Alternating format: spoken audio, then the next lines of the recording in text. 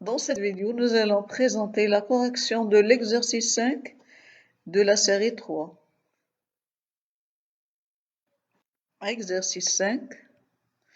Dans le cycle diesel, nous avons 4 temps. Le premier temps, AB, c'est une compression isentropique de l'air seul avec un rapport volumétrique A égale à VA sur VB assez important. Avec VA, c'est le volume maximum et VB, c'est le volume minimal. Donc, on a le cycle diesel, il est représenté dans le diagramme PV. Donc, dans AB, nous avons une compression isentropique de l'air seul. On va comprimer dans cette étape de A à B que l'air seul. Le carburant, n'est injecté dans le cylindre qu'à partir de B. Donc, au point B, on a admission du carburant. D'accord?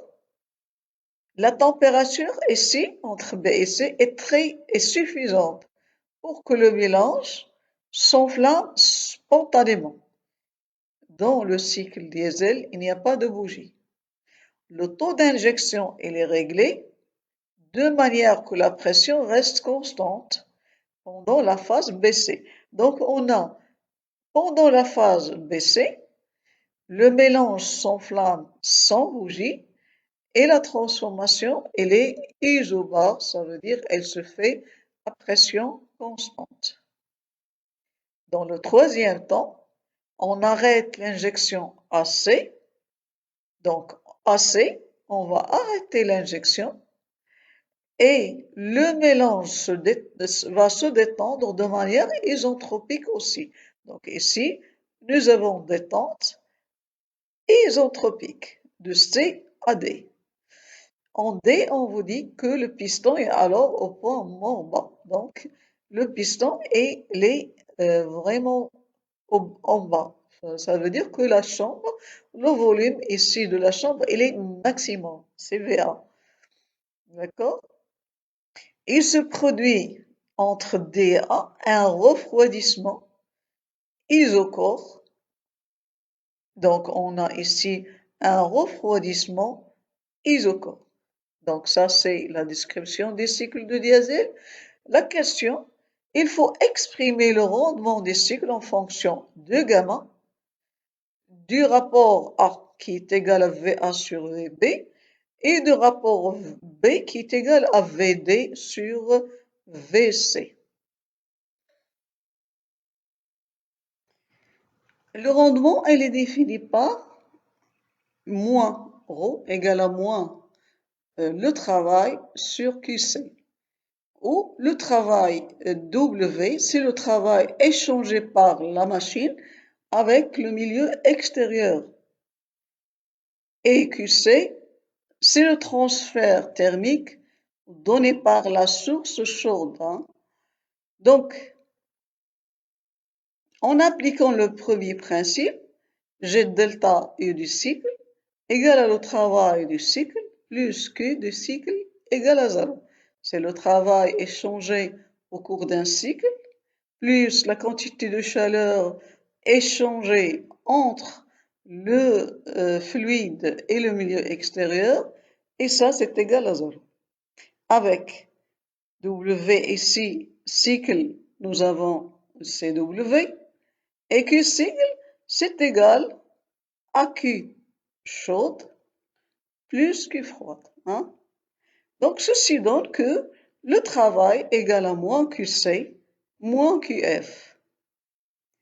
Donc le rendement peut être exprimé par moins QC plus QF sur QC, et ceci c'est égal à 1 plus QF sur QC.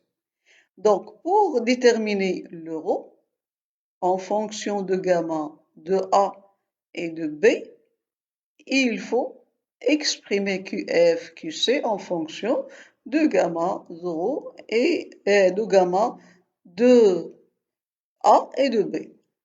Donc, il faut déterminer QF et QC pour trouver le rho, hein. Et il faut connaître sur quelle évolution le système reçoit de l'énergie thermique donnée par la source chaude et sur quelle évolution le système il donne de l'énergie thermique à la source froide. Ça veut dire quoi? Ça veut dire, ici j'ai le cycle, je vais déterminer QAB, QBC, QCD et QDA. Donc, je dois savoir, est-ce que quelle est parmi ces quantités de chaleur, CQC, et quelle est parmi ces quantités de chaleur, CQF. Donc, il faut identifier la chaleur donnée au système thermodynamique et la chaleur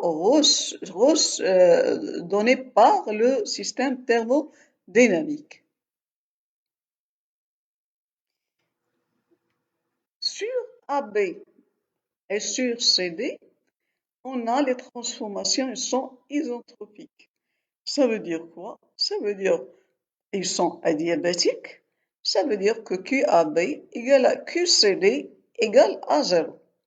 Donc, ici, je dois déterminer les autres.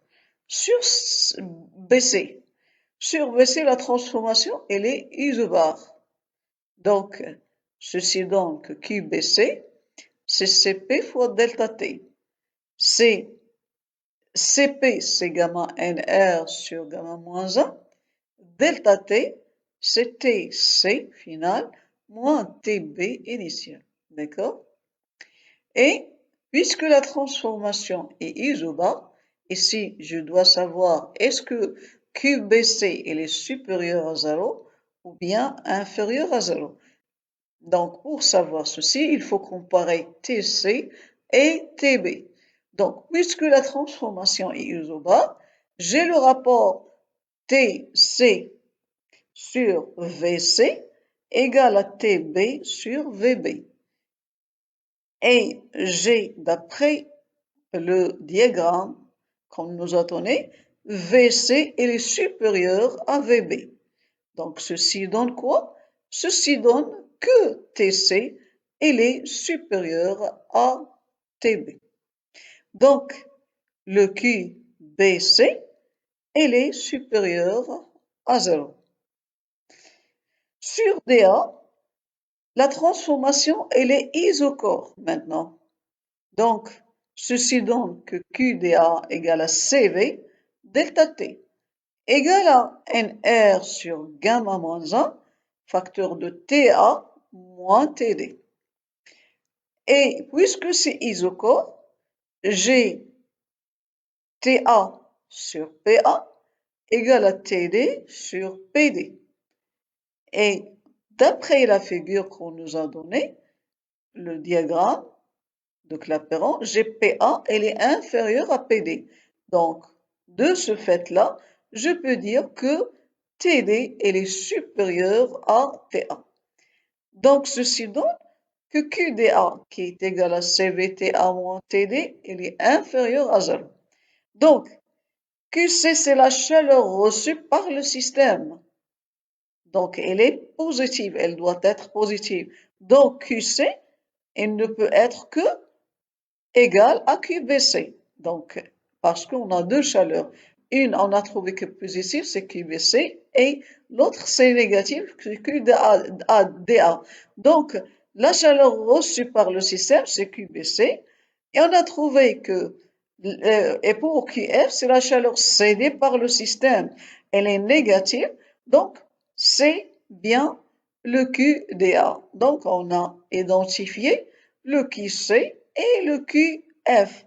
QC égale à QBC et QF égale à QDA. Maintenant, je reviens à l'expression de ρ.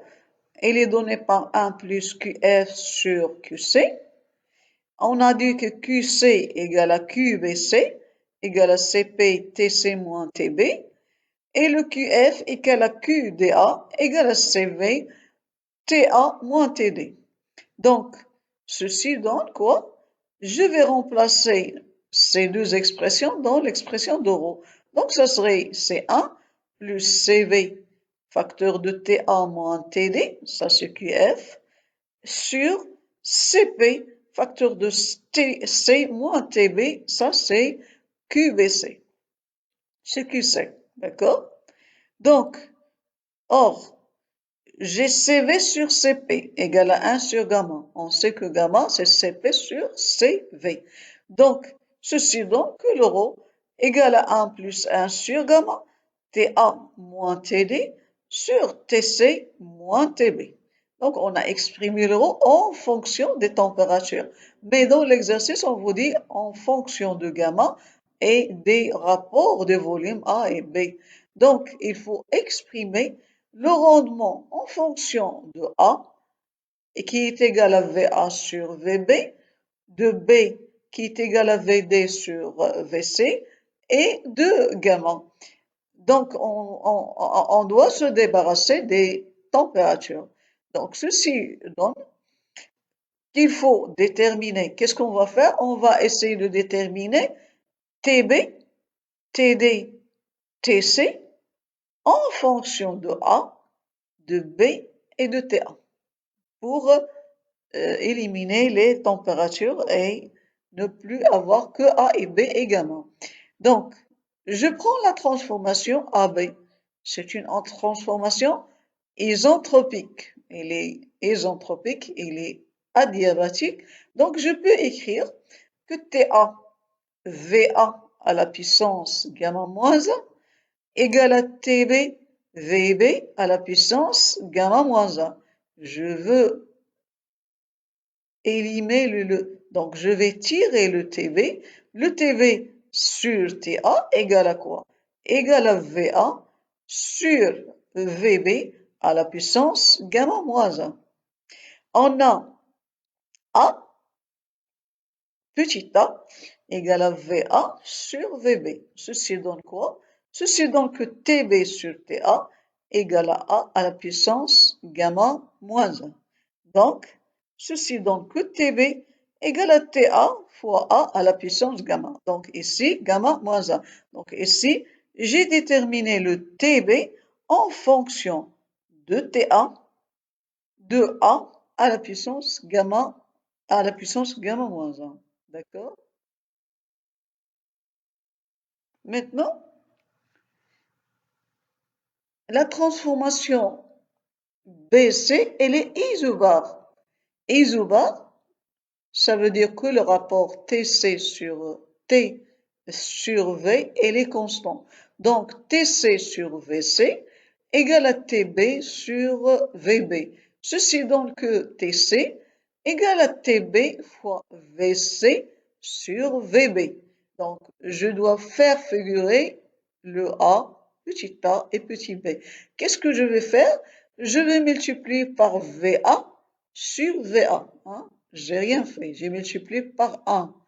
Et je vais écrire TC comme étant TB, VC sur VA, fois VA sur VB. D'accord? Et on a que AD, elle est isochore.